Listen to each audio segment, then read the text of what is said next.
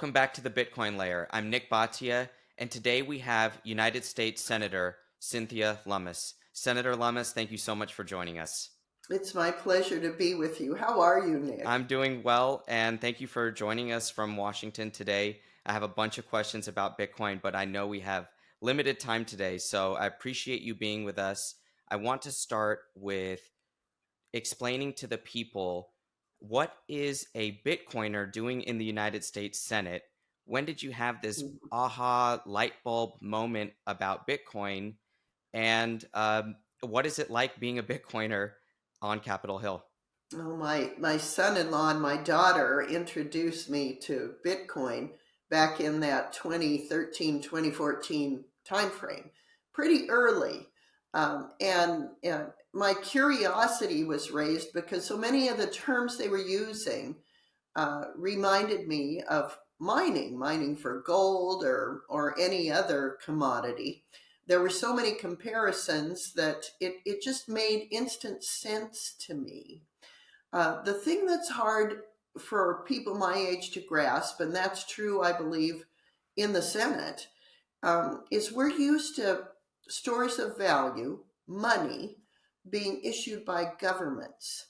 So to have something come along that, like centuries before us, was not issued by a government, is a little foreign. It takes us a while to wrap our arms around it. And this is part of the reason why Bitcoin has so much comparison to gold is that there is a non-government aspect to the money, and it really is the first time that we've had something like this since gold. So the historical comparisons are quite few and far between. Senator, what is it about the United States specifically that attracts people to Bitcoin? Is there something in the culture? Is there something unique here that means something to us? And maybe additionally, what is it from your background? You mentioned mining, but you're from Wyoming. You have ranching in your family history. What is it about Bitcoin that you or Americans identify with? Well, I think Americans in generally are freedom loving people and love their individual freedom. And so Bitcoin, being untethered from a government, allows a tremendous amount of individual freedom. We also enjoy our privacy, and we're suspicious of government's ever increasing involvement in our lives. Knowing what we spend our money on, our fiat dollars, is something that I think is of great concern to Americans, just because of our innate desire to have that individual freedom that is so identified with being an American. So I think that has a lot to do with it. With regard to me personally, the notion of ranching, of mining, of producing things comes very familiar. I was also the Wyoming State Treasurer, so I was investing Wyoming's mineral wealth in long-term assets, a fully diversified asset allocation of stocks and bonds, foreign and domestic, short-term, long-term. And I came to see Bitcoin as a store of value. One of the things that you would hang on to for its long-term value. Yes, I wanted some assets that would throw off short-term revenue because as treasurer, we were using our investment income to augment our general fund, the general operations of government. But we wanted some assets at the long-term end of the investment spectrum just to be a store of value, like minerals are when they're in the ground. Before they're produced, they have a value. And then if you can produce them, you're able to convert that stored value into a means of exchange. And Bitcoin is, at least initially, a store of value. And as the Lightning Network and other capabilities bring Bitcoin more into the means of exchange part of its utility. It's just something that makes such good sense to Americans. Today's video is sponsored by River. We are extremely proud to be sponsored by River. It is a Bitcoin-only exchange, somewhere you can go to get allocated. And we love River for a few reasons, but most importantly, River does not use a custodian that is an external party.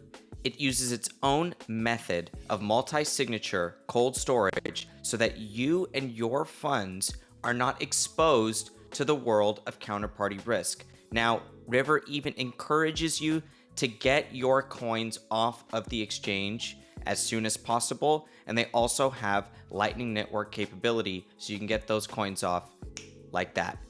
Make sure you check out river.com/TBL. It's wonderful to hear that you support the Lightning Network as another adoption metric, as something that we can see Bitcoin extending its life cycle or extending its usability around the world. And Senator, I wanted to ask you now on the legislative front. Let's shift gears to what's going on Capitol Hill.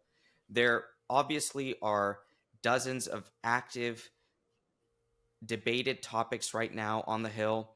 Bitcoin and digital assets is certainly one of them, but give us a sense.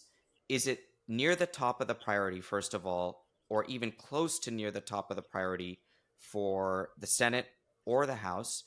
And then can you speak to the specific legislative points that you are most committed to getting passed? And that means, accepting or compromising on maybe other things. What is it that you are focused on getting passed on the Hill? Well, that's a great question, Nick. Senator Kirsten Gillibrand of New York and I put together a bill that's very comprehensive. It covers Bitcoin as a commodity, most other digital assets as securities. It clearly defines both. It creates a mechanism when something comes along that is not clearly either a commodity or a security, how it might be regulated or if it should be regulated. So we're dealing with things like NFTs as well.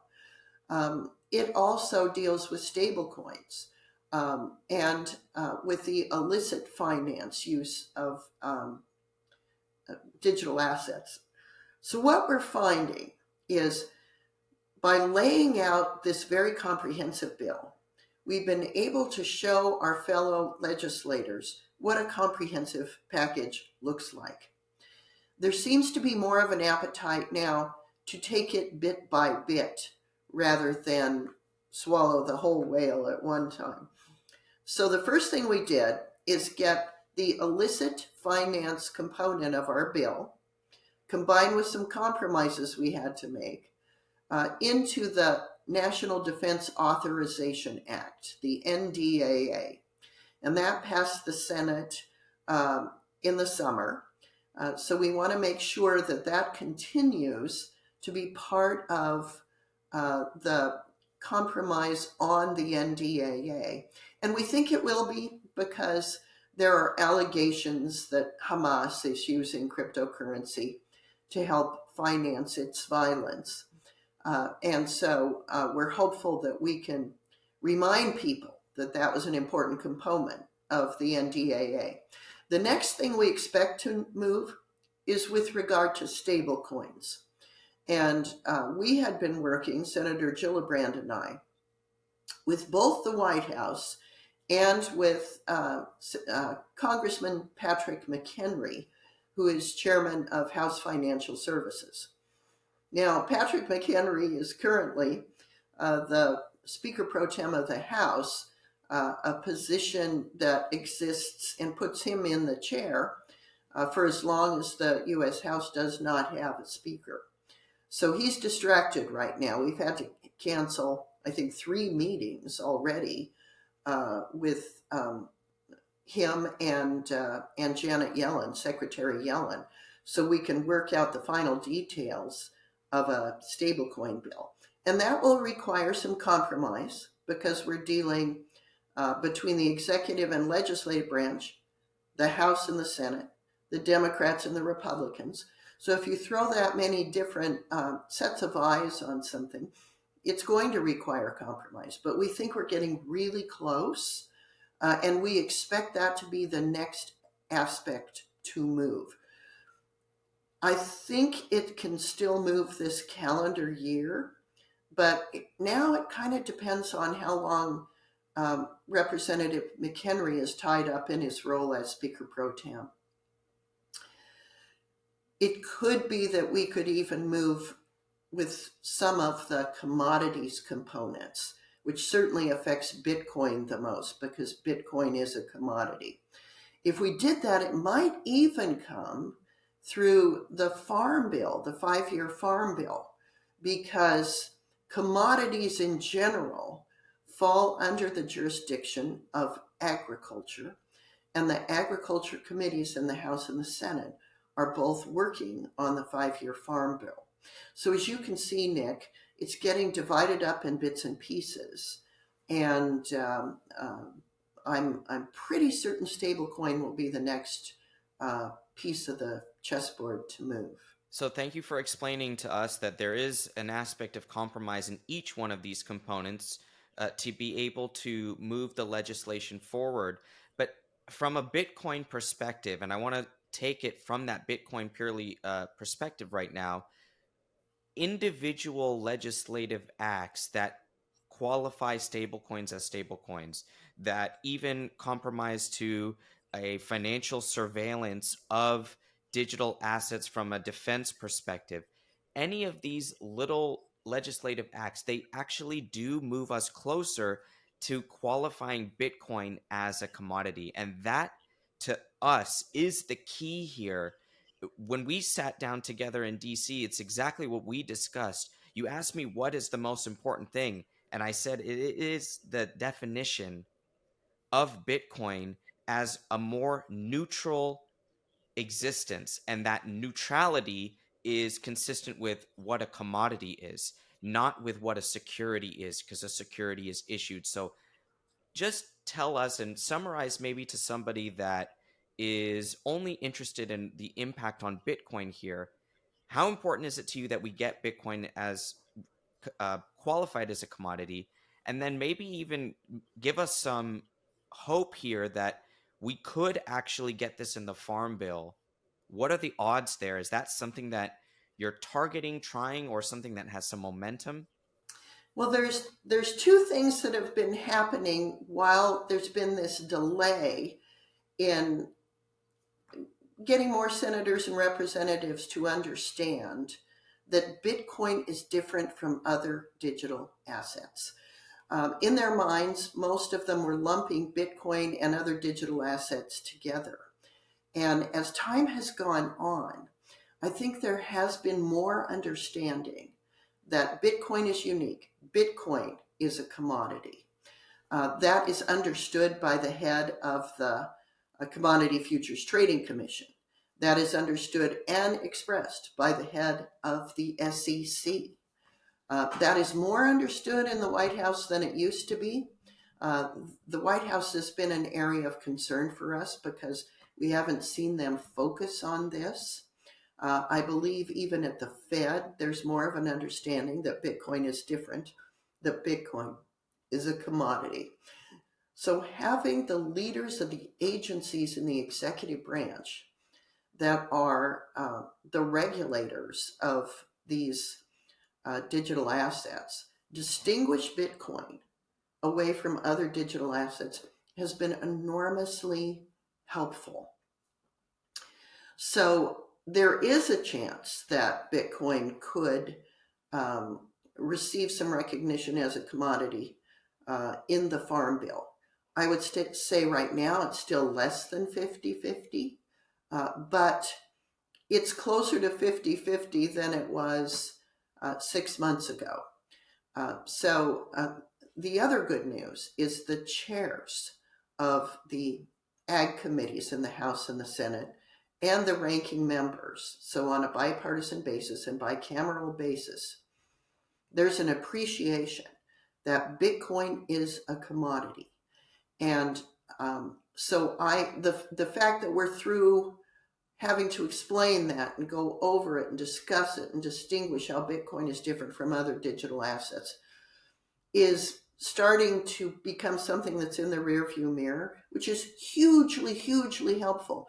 And here's another thing, Nick, that's helpful, and I'm a little bit sorry to say it is, but when you see some of the very big companies in the US, big financial service companies, apply for Bitcoin ETFs, not cryptocurrency ETFs, but Bitcoin. That is a recognition by the big established traditional financial services industry that Bitcoin is different. And so that, I think, adds further credence to those, I'm going to call them stale institutions in Washington, that Bitcoin has a recognition among other stale institutions, uh, traditional investors, that Bitcoin is different. So the fact that this has taken longer to uh, adopt than I had hoped um, has brought about some changes that I think are particularly good for Bitcoin and its role in the world of commodities. Maybe 12 months ago, if you were showing uh, a chair of a financial services committee or the head of a regulatory body some information about Bitcoin, and you didn't have the Fidelity ETF, the BlackRock ETF, the Franklin Templeton ETF to show them, now you do. It does change the game. I was going to ask, what is the influence of Wall Street now as they've started to enter? But it seems like you've already answered that question and that it is contributing at the margin to the awareness. Now, talk to us about being one of the primary resources on the topic of Bitcoin in Washington, D.C. What has that been like? Does your office still get calls? Are you still passing out books? How is it to be a Bitcoiner, an actual Bitcoiner in Washington, and have people come to you for information? You know, Nick, we are still passing out books. We are still considered a go-to source of information and expertise about Bitcoin.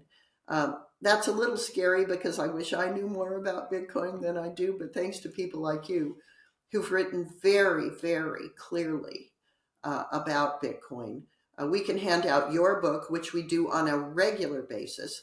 Almost everyone in my office, if not everyone in my office, has read your book because it's so instructive. It provides that foundation.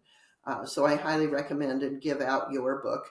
Saifa Dean's books are also very helpful. They're a harder read because they're very, very dense. But we give out the Bitcoin standard, the fiat standard as well. And for people who just want a little primer, some of Jimmy Song's books are really good. And so, depending on how deep a dive some of our colleagues want to take in this or their staffers, we choose the book to their need. Um, in addition, we still have a financial innovation caucus, and we still have meetings and bring in speakers. And I thank you for participating in that. So we can get staffers more conversant with this topic. There's a lot of turnover on Capitol Hill among young staffers. So even when we train some, we have to continually train, inform, educate, and keep people aware of what the status of this topic is, especially as we begin now to implement it on a piecemeal basis. So people aren't seeing Lummis Gillibrand come out in one piece for a debate. They're seeing components of it. So we have to remind people of how each aspect of our bill, as it comes forward, fits into the grander scheme. Senator Cynthia Lummis of Wyoming, thank you so much for joining us today at the Bitcoin Layer. We appreciate your support. We appreciate what you are doing for Bitcoin in Washington. Please let us know what we should be looking for from your office going forward and what you need from constituents.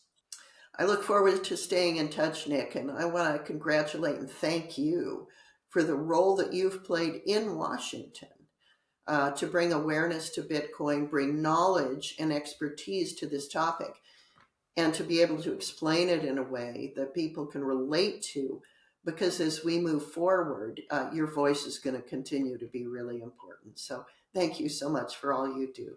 Thank you, Senator. And we hope you guys will join us next time at the Bitcoin Layer with Senator Cynthia Lummis. I'm Nick Bhatia. We'll catch you next time. Make sure you check out river.com/TBL for all of your Bitcoin exchange needs. We love River and the way they operate. They use their own multi-signature cold storage solution so that your funds are not held on a third-party custodian's balance sheet. Thanks again for checking out the Bitcoin Layer. I'm Nick Bhatia. We'll catch you next time.